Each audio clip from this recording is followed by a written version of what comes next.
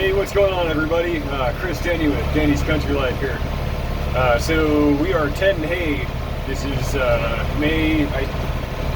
think it's May 26th. Anyway, 2021. So we're kicking it off. We're gonna make some dry hay and some wrap bales. So you can see off in the distance, there's some there. The headlands have been done. So me and a buddy of mine, Kyle, we're sharecropping this. It's going to be, well, it's 120 acres, and he's taking half of it as wrap bales because he needs it, and I'll be getting my wrap bales probably from a different farm. And anyway, so 60 acres of it is going to go into dry hay. 30 of it is going to get dry round baled, and the other 30 we're going to make into small bales. So this is dairy ground. We'll kind of pan it over a little bit. This is, I believe this one that we're on right now is about 20 acres. I just got done tedding a different, I'm going to guess it was probably a 12-acre patch, 12 to 15, and I knocked that out in about 45 minutes. So I'm pretty excited. The Kubota Tedder, let's see if we can get some footage of it. The Kubota Tedder is doing fantastic. Real happy with it. Beautiful machine. For those of you that don't know, the Kubota Tedder is made by Kubota, which is the one that makes the same tedder for New Holland. So I've compared them in person, and there are literally no differences that I'm able to spot. So any of you that are kind of weary about getting a Kubota hay tool, or at least in this case the tedder, I can't speak for any of their other hay equipment, but the tedder is basically a New Holland tedder. And I'm pretty sure that New Holland's not going to put their name on a subpar tedder. So anyway, absolutely loving this thing. It's really nice having the hydraulic tilt and the hydraulic fold. Super easy, going from field to field, getting on the road.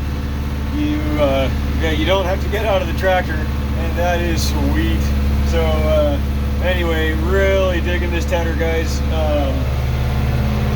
So I had a little bit of an issue with the New Holland. I figured maybe I'd touch on that a little bit.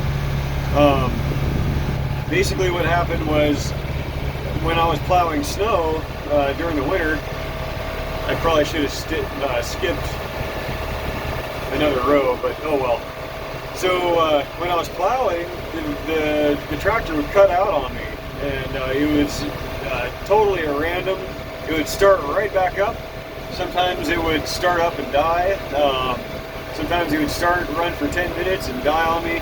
So it kind of had me guessing. So at first I thought it was a fuel thing. So I changed the fuel filters. I looked for air leaks, thinking maybe if the filter was leaking air into the system or something. So anyway, after a bunch of troubleshooting, what I noticed was when I would pull the key out of the ignition, the key would be hot. Like, I mean hot. Like, almost burn your hand. Like, you don't want the key to be in your hand hot. So, and I also noticed that every once in a while I would turn the ignition, and it wouldn't turn the engine over. So I was thinking maybe it was like the clutch safety switch or whatever, but these all kind of started happening around the same time, and so just for fun, I took the steering column cover off here and looked at the ignition, and sure enough, all of the spade connectors going into the ignition switch, they were all black.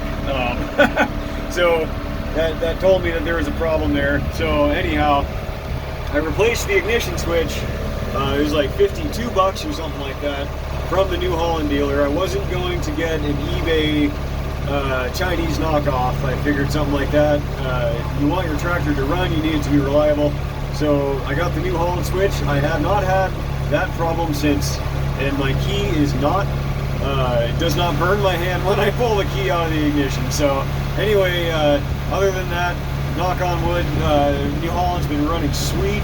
The AC is working wonderfully, keeping me cool, and yeah, all is well. So I still have the Bellingham hay ground that I haven't touched yet. Reason for that is we're still in May, and the ground over there is clay soil. I've probably mentioned that about 400 times. So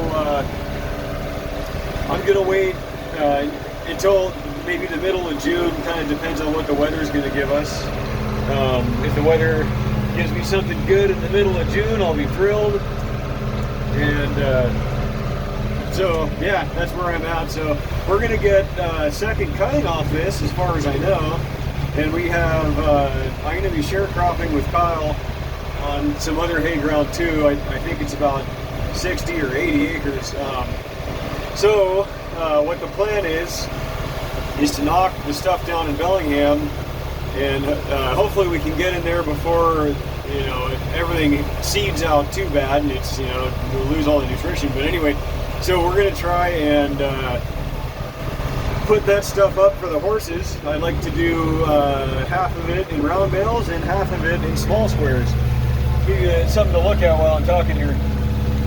So Bellingham is going to be for the horses, and all the stuff over here on the north side of the county we're going to be putting up for cows and for sale. So I only need about 50 haylage bales for the cows. I still have 48 left over from last year, and I'm going to need about 100. So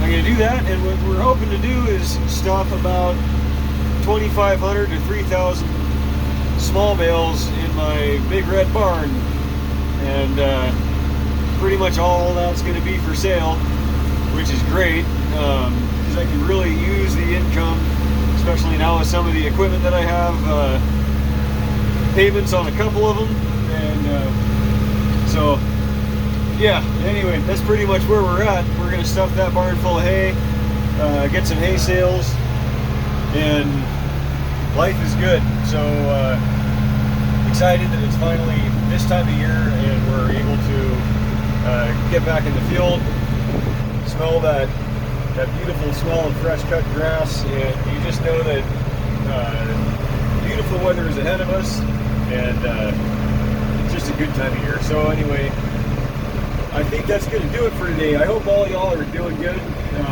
safe out there. Pray for all those folks dealing with the floods down there in the south. I know they can use some prayers. So anyway, y'all take care, take it easy, and we'll catch you on the next video.